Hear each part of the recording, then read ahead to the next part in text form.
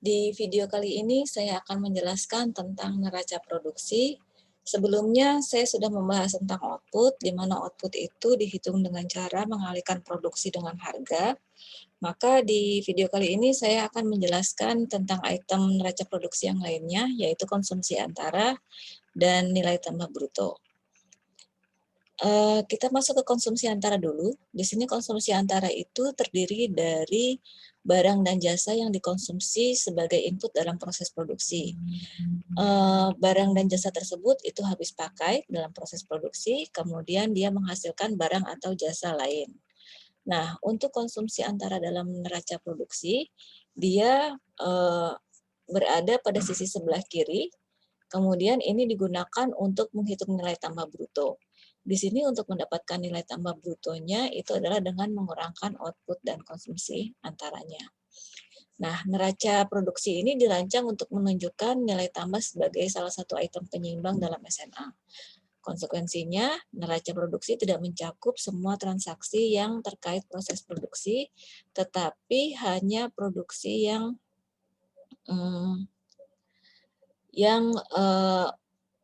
masuk dalam proses produksi, tetapi hanya hasil produksi dan pemakaian barang dan jasa yang menghasilkan output. Jadi di sini ada konsekuensinya dari item penyeimbang ini gitu ya. Nah, ini adalah waktu dan penilaian konsumsi antara. Jadi konsumsi antara itu dicatat pada saat barang dan jasa tersebut masuk dalam proses produksi. Jadi kalau misalnya dia beli barang, kemudian biasanya kan belinya banyak gitu ya untuk bahan bakunya, tapi dia belum masuk dalam proses produksi, maka yang dicatat itu hanya yang sudah masuk, yang pada saat masuk dalam proses produksi. Kemudian harganya, konsumsi antara ini dinilai dengan harga pembeli. Lalu ada dua establishment pada enterprise yang sama, maka nilainya itu dihitung dengan harga normal plus tambahan margin transportasi. Sedangkan kalau dia berada pada establishment yang sama, ini dicatat sebagai konsumsi antara jika barang dan jasa tersebut merupakan bagian output dari establishment yang bersangkutan. Nah, ini ada warning dalam prakteknya jumlah barang yang digunakan dalam produksi tidak sama dengan jumlah barang yang dibeli. Jadi seperti yang saya bilang tadi, kadang-kadang beli bahan baku lebih banyak itu lebih murah, tapi tidak pada saat yang bersamaan semuanya dipakai dalam proses produksi. Jadi dia masuk sebagai stok gitu ya. Nah, ini ada kasus batas untuk konsumsi antara. Di sini ada kasus batas, misalkan pegawai yang memperoleh fasilitas kendaraan dinas dari perusahaannya, ini diperlakukan sebagai kompensasi tenaga kerja atau kompensasi pekerja atau konsumsi antara bagi perusahaannya. Jadi kalau kendaraannya ini bisa dibawa pulang ke rumah, kemudian bisa dinikmati pegawai tersebut sesuai keinginannya, bisa dinikmati anggota keluarganya juga, maka ini sebagai kompensasi tenaga kerja. Tapi kalau kendaraannya ini tidak bisa digunakan sesukanya oleh si pegawai, maksudnya tidak bisa dibawa ke rumah lalu digunakan oleh anggota keluarganya juga, dan itu hanya untuk melakukan pekerjaan, misalkan kayak dia dikasih truk gitu ya untuk bawa bawa truk misalnya, otomatis kan dia tidak bisa bawa pulang ke rumah, maka ini masuk sebagai konsumsi antaranya. Nah, dampak salah menentukan konsumsi antara kalau bagi perusahaan atau unit institusi yang kita cari datanya, itu tidak ada. Tapi kalau bagi neraca nasional, ini terjadi perubahan level perhitungan PDB atau PDRB, karena kita tahu nilai tambah bruto itu adalah output dikurangi konsumsi antara. Artinya kalau kita salah dalam mengidentifikasi apakah itu merupakan konsumsi antara atau enggak, itu akan berpengaruh ke nilai tambah bruto. Jadi kalau misalkan kita salah memasukkan dia sebagai konsumsi antara, maka nanti nilai tambah brutonya akan turun gitu. Kalau nilai tambah brutonya turun, ya nanti ketika penghitungan pertumbuhan ekonominya dia akan melambat. Nah, ini contoh barang dan jasa yang diberikan untuk pekerja, namun diperlakukan sebagai konsumsi antara. Di sini ada alat atau perlengkapan yang khusus digunakan untuk pekerjaan. pakaian atau alat khusus untuk bekerja seperti pakaian pelindung atau seragam, seperti misalkan APD yang saat ini banyak digunakan oleh rumah sakit gitu ya, itu masuk sebagai konsumsi antara.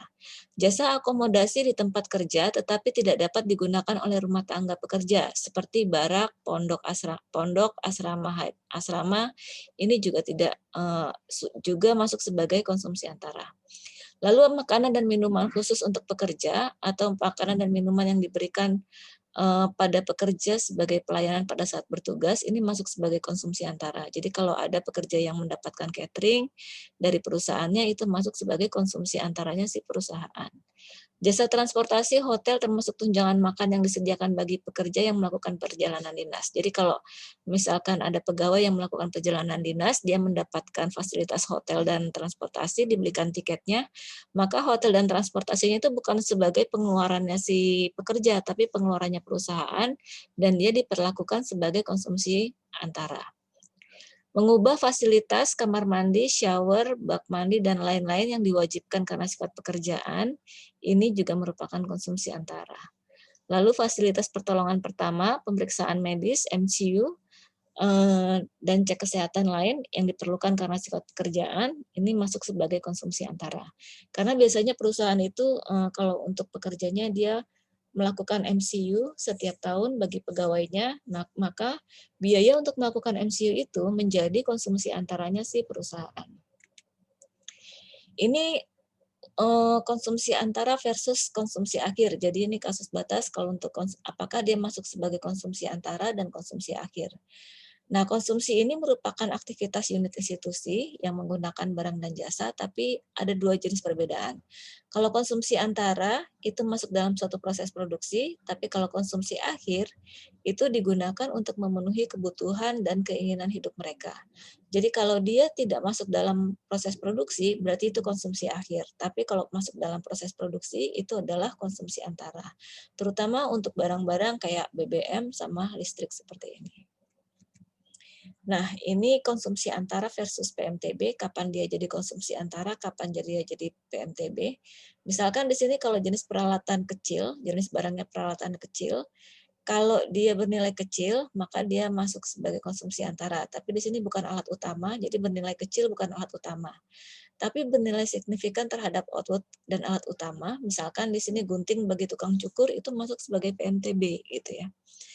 Lalu untuk pemeliharaan dan perbaikan, perbaikan kecil terus rutin, terus memelihara, sifatnya itu memelihara kinerja fungsi, tidak mengubah sifat dasar, itu masuk sebagai konsumsi antara. Kalau renovasi besar, peningkatan kapasitas, peningkatan efisiensi, perpanjangan umur aset, itu masuk PMTB. Jadi kalau misalkan servis mobil, terus harus turun mesin, gitu berarti kan dia memperpanjang umur aset, gitu ya, itu masuk sebagai PMTB. Nah, untuk di bidang penelitian, jenis barang penelitian dan pengembangan, kalau dia tidak membawa manfaat ekonomi bagi pemiliknya, maka dia masuk sebagai konsumsi antara. Tapi kalau ada manfaat ekonominya, itu adalah PMTB. Untuk eksplorasi dan evaluasi, dia masuk sebagai PMTB tanpa mempertimbangkan apakah hasil eksplorasi dan evaluasi mineralnya itu sukses atau gagal. Dia masuk sebagai PMTB. Lalu untuk perlengkapan militer, kalau peluru suku cadang, masuk ke inventory sampai digunakan. Tapi kalau sistem persenjataan besar, ini masuk sebagai PMTB. Nah, yang tidak termasuk sebagai konsumsi antara adalah pengeluaran untuk barang berharga, seperti kayak logam mulia, batu mulia, gitu ya. Terus biaya yang dikeluarkan secara bertahap atas penggunaan aset tetap yang dimiliki perusahaan. Jadi kalau perusahaan kredit ruko misalnya atau kredit kantor gitu, dia pakai KPR, dia kan tiap bulan pasti ada biaya pengeluarannya. Itu tidak termasuk sebagai konsumsi antara.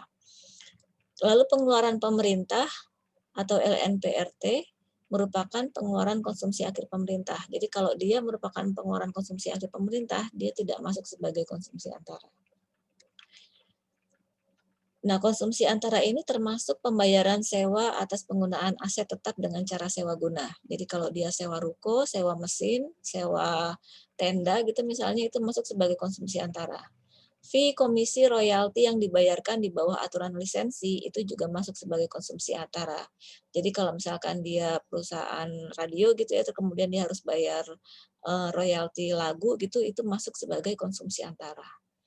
Terus seluruh barang atau jasa yang digunakan sebagai input dalam aktivitas penunjang ini juga sebagai konsumsi antara. Misalkan kayak apa namanya penyediaan hand sanitizer kayak gitu itu masuk sebagai konsumsi antara. Selanjutnya kita masuk ke nilai tambah bruto di dalam neraca produksi. Nilai tambah bruto ini adalah item penyeimbang di neraca produksi. Ini merupakan kontribusi tenaga kerja dan modal dalam proses produksi. Nilai tambah terkait dengan pemerintah dalam bentuk pajak lain atas produksi sebagai pengurang dan nilai subsidi sebagai penambah, serta kompensasi tenaga kerja dan modal. Nah, nilai tambah bruto ini dihitung dengan cara tadi mengurangi output dengan konsumsi antaranya. Kenapa dalam penghitungan PDB pendekatan produksi yang digunakan adalah nilai tambah bruto bukan output? Jawabannya agar tidak terjadi pencatatan ganda. Di sini diilustrasikan kalau kita menggunakan output, misalkan di sini outputnya adalah gandum, maka gandum ini akan dicatat 2 kali. Pertama di petani, yang kedua di industri tepung sebagai input, kemudian nanti keluar sebagai output gandum gitu ya. Maka output industri tepung gitu ya. Jadi dia seolah-olah 2 kali dicatat. Nah, selanjutnya pencatatan bruto dan neto. Tadi ada nilai tambah bruto. Jadi yang dimaksud bruto di sini itu maksudnya konsumsi barang modal tetapnya itu masih melekat atau belum dikurangin. Gitu. Jadi konsumsi barang modal tetap ini pembeda untuk nilai bruto dan neto untuk beberapa agregat makroekonomi. Jadi kalau ada kata-kata bruto berarti di situ ada konsumsi barang modal tetap. Konsumsi barang modal tetap ini mirip seperti penyusutan gitu, mirip aja gitu, tapi bukan nggak sama persis gitu ya. Nah di sini contohnya kayak nilai tambahan itu berarti ya nilai tambah brutonya dikurangi konsumsi modal tetap, modal konsumsi barang modal tetap gitu. Kalau pendapatan domestik neto berarti pendapatan domestik brutonya yang dikurangi dengan ini, konsumsi barang modal tetap. Demikian juga untuk pendapatan nasional neto dan tabungan neto semuanya brutonya dikurangi dengan konsumsi barang modal tetap. Selanjutnya pengukuran alternatif nilai tambah. Jadi nilai tambah itu kan output dikurangi konsumsi antara dikurangi nilai tambah bruto. Di sini output ini dicatat saat selesai diproduksi, tapi kalau konsumsi antara saat masuk dalam proses produksi. Nah, nilai tambah bruto ini diperoleh dengan menghubungkan harga yang berbeda, karena tadi kan kalau yang konsumsi antaranya dihitung dengan harga pembeli, outputnya dihitung dengan harga dasar atau harga produsen gitu ya, maka nilai tambahnya ini ditentukan oleh harga yang digunakan output. Jadi tergantung outputnya itu pakai harga produsen atau harga dasar. Kalau dia dihitung dengan harga dasar, maka nilai tambah brutonya ini harga dasar. Tapi kalau outputnya ini harga produsen, maka nilai tambah brutonya ini harga produsen. Nah, ini contohnya. Kalau untuk nilai tambah bruto atas harga dasar, berarti dia output atas harga dasar dikurangi konsumsi antara atas dasar harga pembeli. Tapi kalau dia NTB-nya harga produsen, berarti dia outputnya harga produsen, konsumsi antaranya tetap harga pembeli. Kalau NTB atas biaya faktor, berarti dia harga dasar dikurangi pajak lainnya atas produk tambah subsidi lainnya atas produksi.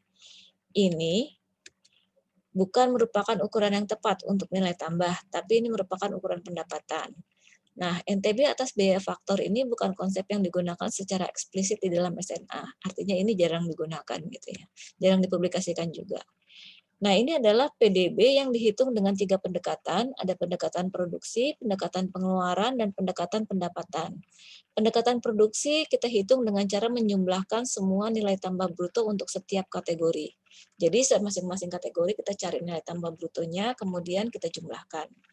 Lalu untuk pendekatan pengeluaran, kita menjumlahkan pengeluaran dari setiap unit institusi yang melakukan konsumsi akhir. Di sini ada pengeluaran konsumsi rumah tangga, pengeluaran konsumsi lembaga non-profit yang melayani rumah tangga, pengeluaran konsumsi pemerintah, PMTB, perubahan inventory, tambah ekspor dikurangi dengan impor. Untuk pendekatan pendapatan, kita menjumlahkan balas jasa faktor produksi. Di sini ada kompensasi tenaga kerja, konsumsi modal tetap, surplus usaha, dan pajak kurang subsidi lainnya atas produksi. Nah, untuk produk domestik bruto itu sendiri, ini kita bisa hitung dengan harga produsen, harga dasar, dan biaya faktor gitu ya. Jadi caranya seperti ini, rumusnya nanti bisa dilihat gitu, diikuti. Baik, demikian yang bisa saya sampaikan untuk konsumsi antara dan nilai tambah bruto. Untuk penghitungannya, cara melakukannya gitu ya, atau latihannya nanti ada di video yang berikutnya.